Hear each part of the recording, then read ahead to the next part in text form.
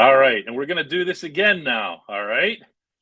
It's a little bit rough, like I said, when we're on the road and you're working with hotel Wi-Fi and stuff like that, but we're going to do our very best here today to make this to get you at least one, good live show. Yeah. What are you doing over there? Are you eating or something? No, I'm finding whatever. I'm finding something else. No biggie though. All right, here we go. Take two. And we're absolutely live right now too. We're talking.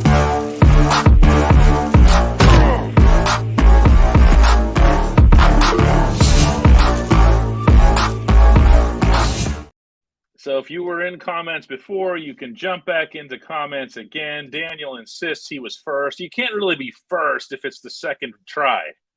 I guess you can though, right?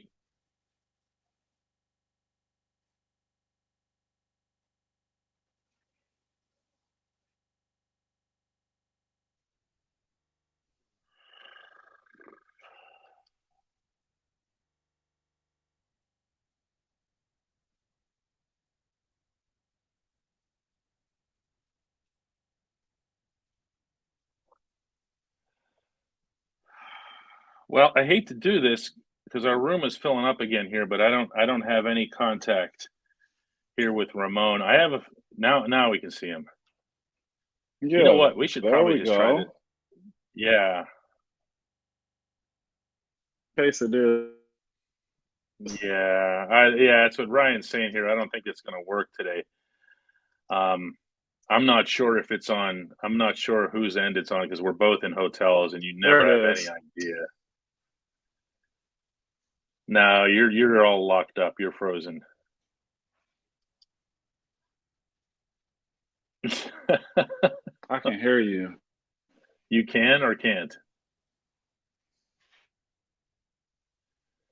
Yeah, I set the settings to the lowest possible definition and everything, and it's still not happening. So I have a feeling we're just going to have to. Yeah, you got me now?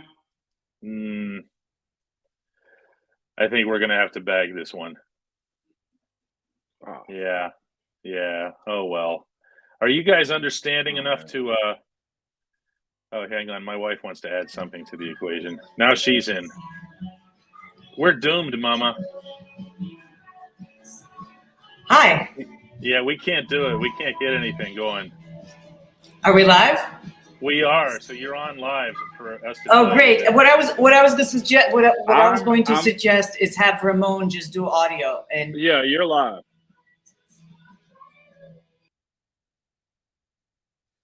Yeah, I'm right here. You got me? Okay. Well, I mean, I can do just audio too. I mean, we can do that. Here, want to start it over? Let's roll. Let's do that. Let's do that. Today's going to be old school podcast. All right. Here, I'm going to take my camera off. No one wants to see me anyway. What the hell, right? So let's do that. Absolutely not, DK. Right? How about that?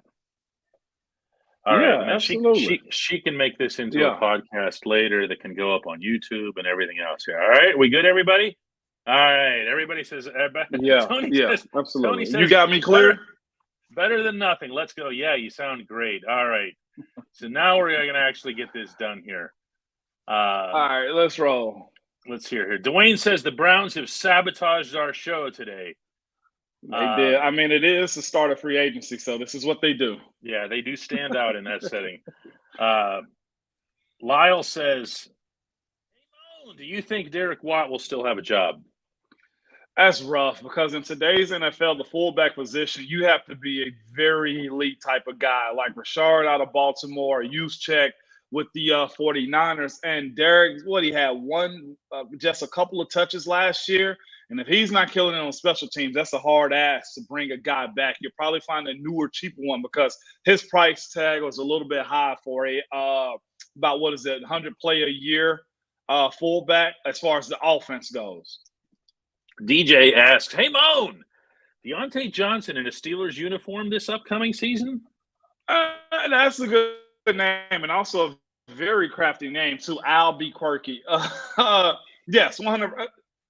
Yes, more than likely Deontay's in a Steelers uniform when it comes down to this year. I can't see him being out of it simply because what's your other options other than trying to get another young guy in the draft? So that means one of the oldest guys in the rooms will be George Pickens. Nah, I don't think that's a real expectation when it comes down to roster management on that type of stuff. We're absolutely winging it here today. We're going pure podcast. We're having trouble with the video connection. Justin says, "Hey, Moan, my boss wants to know why I'm not available anymore from 4 o'clock to 5 o'clock." Tell him it's because you're listening to a podcast right now. He should probably come listen with you, because if he's asking you questions, that mean he's not working either. I guess so here. You like that one? Tony says, "I just saw that we released Miles Jack and signed to Landon Roberts. Is that a good move?" Good move, because the one thing I can say about Omar Khan is this right now. It seems like he's going to manage and have a good bit of roster cap space when it comes down to the management of his roster. I don't know if that means you're going to sign another big-time guy, but what he is doing is maximizing the amount of output he can get out of guys while also keeping the cap as low as it possibly seems. I think Miles Jack will get on with another team, and he was good for Pittsburgh. It's just that I think I've even come to the conclusion or the realization that we've kind of started a little bit of a rebuild, DK. And we mentioned this earlier before the stream crashed on us, was they pretty much just gutted the entire linebacking room, coach and all. So that puts us in a really different space. Yeah, no question. A-Bomb says, "Hey, Moan, do you think DeMonte Casey can be the slot corner in passing situations? Even though the safety market is down, Terrell Edmonds means so much to the organization. What's a fair market for him?" Well, let's take that first part first. The Casey aspect of it. Casey, to me, definitely. He's got to find different roles. That's the thing about guys at that position. The ability to cover and the ability to be good at one thing defensively must be something that stands out when it comes to the way the Pittsburgh Steelers play defense. The second side of this is Edmonds. What's a fair market for him? At this point, 1 to 2 years, about $3.5 to $4 million a year at that point, DK. Fair is a relative term when we're talking about safeties in the NFL right now. Super relative. The market is down. You know, and we saw a guy in which I really question it a whole lot with Orlando Brown's situation. There's no way I expected him to have a market like that. So when we're speaking about fair market, he got the highest signing bonus ever for an offensive lineman. But the overall concept of that deal of what the market said he should be paid over 4 years, it didn't match what I thought he was going to get. Yeah. Brent says, would you take Joey Porter Jr. or Trent Simpson with the first pick, assuming both are available? I'd probably take Joey Porter Jr. One, I'll just say this. I know him better, and I think he understands the expectation of what's to happen when playing that position. But, again, we're talking about high first-round draft picks. The percentage of the ones that make it and don't make it is about 50%. So if I pick Joey Porter Jr. and Trent Simpson does better than him, it was still a 50-50 shot. John says, hey, DK and Ramon, how surprised were you of the Steelers being interested in Orlando Brown? Do they still address LT in the draft or stand pat? First of all, John, just because you hear or read something, it doesn't mean that it actually happened. There are so many reports that swirl in so many different directions, and I'm not going to sit here and do a tutorial on which reporter is reliable and which one isn't, but don't presume that what you hear is fact. The only people who know this stuff are the actual general managers. Yeah, so let's go there for a second, because we just spoke about Orlando Brown a second ago. I'd say this, when tampering opens up on Monday, when it opened up at Monday at 12 o'clock, we saw everybody's deal be announced like immediately as the clock struck 12 for the most part. When it gets later into the week and it's about late Tuesday, Wednesday, and a guy like Orlando Brown Jr. isn't signed, yes, you kick the wheels on it, because at that point, everybody understands that he's still possibly negotiating. And we got to figure out where his market is too, at least see if it's doable for us. Is that a knock on Dan Moore? No, it's more of just the business of how the NFL owners and cap geniuses operate when it comes to figuring out if they can actually get a guy. I'm looking at that deal right now, and I say Cincinnati won, at least on the front end of it, considering if he plays 2 years of that, they pretty much got a franchise left tackle who's an Pro Bowl caliber guy for about $15 million a year. That's why you kick the wheels on a guy like that, just to see if you can get him inside your building. Brad Everson says, "Hey, Moan, did you see that Vince is campaigning for Terrell to be the new dime backer? Do you think that that's viable?" Yes, I did. Yes. All that. DK, you speak on this one because you've been the one that's been big on Terrell being inside the linebacker position. It's what I'm telling you, like his brother, like Tremaine, he was born for this. When you bring TE up to the line of scrimmage, that is his best football. The fact that, that he has the ability to range out and to be a safety, look, there's that, and then there's looking at him, okay? Yep. Now, there's looking at him, and I'm talking about without a shirt on. When you're just seeing, you look at him and you just go, oh, yeah, safety. Absolutely safety. But when you watch him play football, you're thinking linebacker. Yep, 100%. And he extends his career if he does or he's able to make that change. The thing with Terrell is this. Is he willing to be overly physical for a guy like himself in that defense? That's the separator in him being a safety and him being a linebacker. His ability to be, as Jake said, playing downhill, does he want to do that? Because that is a different place to be at, DK, when bigger guys are on you fast at the line of scrimmage. You got to be able to attack and shed and then make tackles. That is a tough ask for a guy that's played on the back end of the defense for the most part. But yes, to answer your question, he looks like a linebacker. He really does. Stanton Smith says, "Hey, Moan, if the season was played tomorrow, do you think the Steelers would make the postseason?" I don't think they'd have enough wins. You don't think they have enough wins? Okay, so let's discuss that. It was a joke. It was a joke. The season was played tomorrow. You get it? Okay. That was a bad joke. You hit me with. Who's coming out of the AFC North? Cincinnati plus who? That's what you got to kind of look at. And what are the other divisions looking like? I think the AFC East is going to be stronger this year. The South is the only wild card when it comes down to it. Are they only going to get one team, and will two teams take one of their spots as far as the AFC South? Whether that be Colts, Titans, or Jaguars at that point. Will they make the postseason? I say yes, because they always find a way to. And that's not even a homer answer when it comes down to Pittsburgh making the postseason. Kenny Pickett going into his second year with a better understanding of the offense and his wide receivers. There is that opportunity for them to make the postseason. Yes. Ronald says, if we hit on this draft, teams had better be ready for us. Pickett is a winner. I love that dude. I haven't heard Kenny Pickett's name a lot lately, which is really funny with this fan base, huh? It is, because that's all we talked about last year. I know. It's like he's a total afterthought. Brent Wingrove says, what's more important in this draft, Ramon? Is it cornerback, inside linebacker, defensive line, or left tackle? This is in the draft now. Cornerback and then inside linebacker. I go cornerback and then I go D-line. Cornerback, then D-line. Well, I'll give you the best cop-out answer you could possibly want, Brent. You better not say best available. It is because I would have a list of positions that I will not want in the first round. And then I'm going to look at this group here that Brent lists: cornerback, inside linebacker, and defensive line. I'm not getting a left tackle. I'm not getting a left tackle. No. So these guys, you have these three positions, and you watch the way the draft unfolds. You're aware of the fact that the draft is deep in corners, and you have certain other tiebreakers in place, notably knowing Joey Porter's kid. For better or worse, for all we know, Mike Tomlin might think, man, Peasy's kid, are you kidding me? I had enough of one of those. Exactly.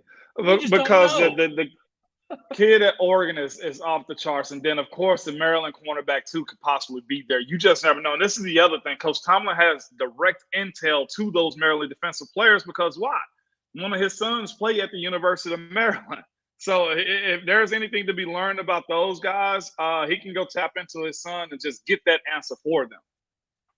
Randy says, hey, Moan, difficult for some of us fans to measure, but using yourself as an example, this is the best question we're going to get. Currently, how far away would you be from NFL ready? Meaning Tomlin calls you right now, says, here, I'm going to throw numbers out here. That's a good one. He's given you salary of 8 over 2 years, 7 of it guaranteed. Whew, how long will it take me to be NFL ready right now in this perspective? Give me about 4 months. I thought you were going to negotiate. I thought you were going to come first with the money, Mr. Money Guy. Because I see that as a 1-year deal. 1 year, $70K, 100% taking that one. Do you understand me? Give me 4 months to be NFL ready. The start of I'll go 2 weeks into camp because I wouldn't want to hit either. That would be negotiated also. Don't get me the first couple of weeks in camp. But truthfully, if I can be honest with y'all, other than the super young guys who are training year round, what I would tell you is this: most guys get ready for camp post OTAs and mini camp too, as far as just really diving into it.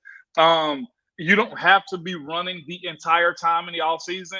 If you guys follow James Harrison, that's one thing that he pointed out on his social media page as of late too, is you don't have to run the early stages of the offense. And yes, Brent, this is live right now, of course. Yeah, what's that all about? Yeah, it's very live. We've had doubts along the way today, but it's definitely live. If you're just joining us, there's no video component today. Ramon and I are both traveling, so the video stuff was a little bit of a challenge. We're going to work to address that sort of thing in the future. Everything, as we've been telling you guys, has been a work in progress. The live shows have done extremely well for us.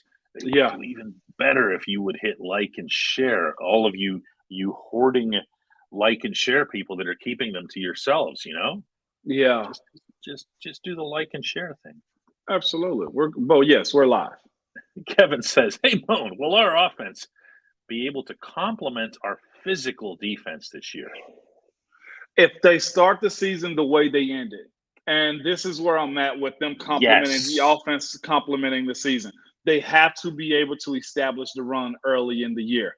They couldn't figure out how to run the ball, DK, for nothing in this world, man, simply because they didn't know how the blocking schemes, and this was a new group that came together towards the latter part of the season, too. We saw a lot of good runs because Najee's a really good running back. And I think those guys be fooling themselves that they think it was all of them. And I'll say this, too. Najee has to also help that offensive line by not running into darkness. And he learned that later on. Being able to have multiple running backs is able to get you down the field, too. That's huge for this team, DK. Najee and the running back course have to be on the same page as the O-line moving forward. They have to be able to complement them, and by being able to do that, it's the simplest approach, and that is running the football. And they got to do it early in at the start of the season. We're going to take a couple more today. I got to head over to Madison Square Garden to cover Penguins versus Rangers. Robert asks, I know, right? You like how I dropped that in? Do you think we re-sign Miles Jack? After signing 2 new guys, that's a hard ask right there. I look at Miles Jack as if he's coming back, it's the start of camp. I think Miles Jack has a market for I think he has a market for teams looking for an experienced linebacker. I don't think you get him back at all. Yeah, the issue that my understanding is that the issue that the Steelers had with Miles Jack wasn't that they didn't like him or anything. It's just that he was hurt and they didn't feel like they could risk, putting any money into him. And then, that's pretty much the end of that. Yeah. Teresa comes in. Come on, mates! 163 peeps watching and only 29 likes. In fairness, Teresa, we've been bouncing around a little bit. Yeah, today. we had to start over a little bit. We had a bunch of issues here early on here. Tony says, and this will wrap up today's show. Should we pursue Ezekiel Elliott, Bobby Wagner? Tony's just going for names. This is a blatant name hunt on Tony's part. Man, I'd rather us not seek those types of guys out because the tread is a little light now on Zeke, and Bobby Wagner also I think is going to go to a team that's going to pay him and two, where they're more Super Bowl ready than where Pittsburgh is. Would I love to see Kenny Pickett go into year 2 and take us to a Super Bowl? Absolutely. The reality of that is I just don't see it on the front end right now, unless, like we said earlier, the running game comes together. His accuracy and decision making and anticipation of delivering the ball, as far as Kenny Pickett goes, gets a little bit better. We're able to get Pat Frymouth back healthy, and also this too, DK. We hadn't spoke about this a lot, and this is where I'm at when it comes to this team. Their ability to stop the run on defense has to be picked up a whole lot more. And we really hadn't talked a whole lot about that, DK. And I think that's something that has to happen. There were games where they were in third and short and they couldn't get off the field, and then teams go down and score. That is an issue that has to be addressed, which is why we say you ask my opponents on who I think we should draft. I go cornerback and I probably go D lineman. Those are my hot spots when it comes down to this draft. We're going to do this again tomorrow, Mo, and we're going to try to do a couple of little twists and see what we can hook up that'll be a little bit more sound than this. If I have to go to a different hotel or whatever, we'll pull it off. Yeah, and we'll be better. We're good. Yeah, we're figuring this out. We appreciate everybody's patience and support and all that other stuff, and it's getting there. It's getting there, right? This is just our very first week of doing this. We're new. I like Koken's comment, Mo. You need glasses if you can't see us getting to a Super Bowl this year. I love it.